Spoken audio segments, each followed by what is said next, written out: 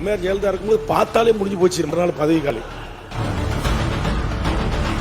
உங்களுடைய ஆட்சியில நீங்க கொடுத்த ஃப்ரீடம் தான் தளபதி. நான் பாக்குறேங்க அதிமுக மாண்புமிகு எடப்பாடியிலிருந்து அத்தனை முன்னாள் அமைச்சர்களும் நம்முடைய அமைச்சர்கள் எம்எல்ஏக்களோட கைகுலுக்கி நட்பு பாராட்டி நீங்க இல்ல வர்றதுக்கு முன்னாடி இங்க வந்து பேசுற இந்த வரலாறு இருக்கு பாருங்க. இது தமிழ் சமூகத்திற்கு தேவை. வாழ்கின்ற காலம் கொஞ்சம் காலம். ஆனா அரசியலா மக்களை நம்ம சந்திக்கிறோம், தேர்தலுக்கு வரோம். ஆனா இங்க எதிர்முதமாக இருக்குது. அம்மையார் ஜெயலலிதா இருக்கும்போது பார்த்தாலே முடிஞ்சு போச்சு மறுநாள் பதவி காலி.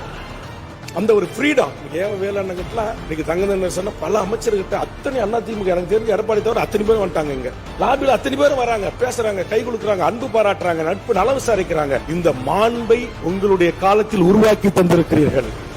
அந்த மாண்பை கடைபிடிக்கிற அமைச்சர் பெருமக்களுடைய எம்எல்ஏ மாவட்ட கழக செயலாளரையோ ஒருபோதும் நீங்களோ துணை முதலமைச்சரோ கடிந்து கொள்ளவில்லை. அதையும் நான் எண்ணி பார்க்கிறேன். ஆக இந்த பண்பற்ற திராவிட இயக்கத்தினுடைய வழி தோன்றர்கள் இந்த தமிழ் இனத்திற்குரிய பண்பற்ற ஒரு அரசியலை வளர்த்தெடுப்பதற்காகவே திராவிட முன்னேற்ற கழகம் என்கிற இந்த மகத்தான பேரியக்கம் இந்த மண்ணில் இந்த அரசியலை தளபதிக்கும் பின்னால் நம்முடைய இளைஞனி துணை முதலமைச்சர் அவர்களும் ஏனைய மூத்த அமைச்சர் பெருமக்களும் இன்றைக்கு கடைபிடிப்பது என்பதும் உண்மையிலேயே இன்றைக்கு மனநிறைவாக இருக்கிறது.